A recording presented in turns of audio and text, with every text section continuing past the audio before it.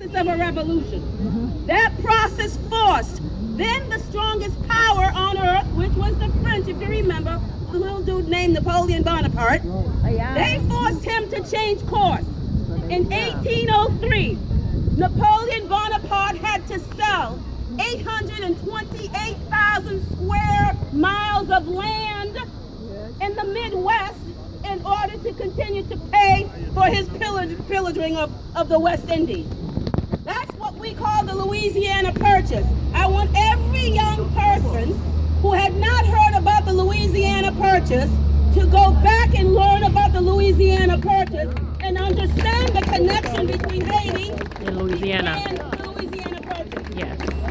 That document, signed, paid for by about $150 million, gave double the size of the United States, providing you land for about 15 states, among them being Oklahoma, Arkansas, Georgia, and I can go on. Woo! I want you to go read about it. That's what we're celebrating. It's the power of the people who said no, that I have the right to independence, that I have the right to self-determination, to say I am not going to take it anymore. Yes, And yes. because of that, they sent a message across the West Indies. They sent a message to our brothers and sisters in the islands about freedom. And they sent a message to the likes of the folks in the southern parts of our country who were still in bondage. If you recall, they were still in bondage in 1791 in the southern parts of our country. So when you think about a Nat Turner, think about Bookman and Nat Turner, and go through the lines of history and see what the connections are. We are connected. That's why I always say I am part of American history. I don't take any excuse. Nobody gave me the privilege. My ancestors worked for me to enjoy this piece of land. That's why I'm here today. I want to take you back. 1791. A battalion of freed men, freed slaves. I just was there.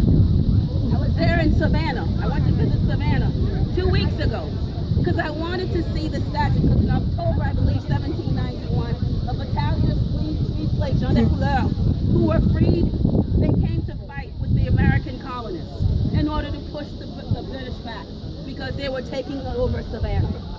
We lost many freed slaves who decided to come fight in the American Revolution, who could have gone away and just take care of their business, but they decided that freedom was not free, and they wanted to help their brothers and sisters here in the United States. So I invite you to go visit that monument in Savannah, Georgia. Those are the connections.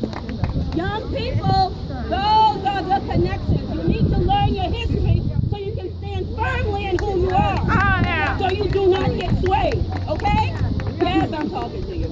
Yes, I am. Because if you know who you are, you will not be swayed by the negative. Yes. And there's a lot of negative around us. Yes.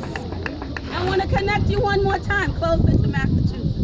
I love Massachusetts. All right, Frederick Douglass, the first black man, honestly, that was, if you want to talk about, he was a consul general. What was he? He was, in essence, ambassador. I think it was 1891, and I'm going to get the numbers. He was appointed by the Harrison administration to represent America in Haiti. So that would be your first black ambassador in this country. All right? That's the connection that we're talking about. And that's why, if you want to know why that flag is so important, that flag is a part of our collective history.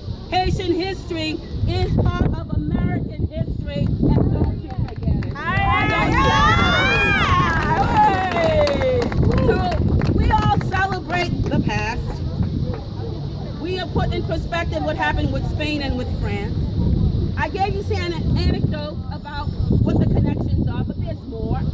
I invite you, the Boston Public Library has the largest collection of Haitian literature, historical literature, the second largest in the country and probably in the world. There was an exhibit 2 years ago that actually put it out. Go visit it. It's there if you don't see it. Share it with everybody, because that is part of your collective history, and your core parts and your core competencies are not going to give you that information. Help your children go get it, because they need to know who they are and why it is they must continue to be very much part of the fabric of this country. Nobody will do it for you. And I'm going to end with this. So it's not about what history yesterday helps you to understand who you are today. What I want to encourage you today, though, all right, what is your history? What are they going to write about you in 30 years when they said there were Haitians who were a strong population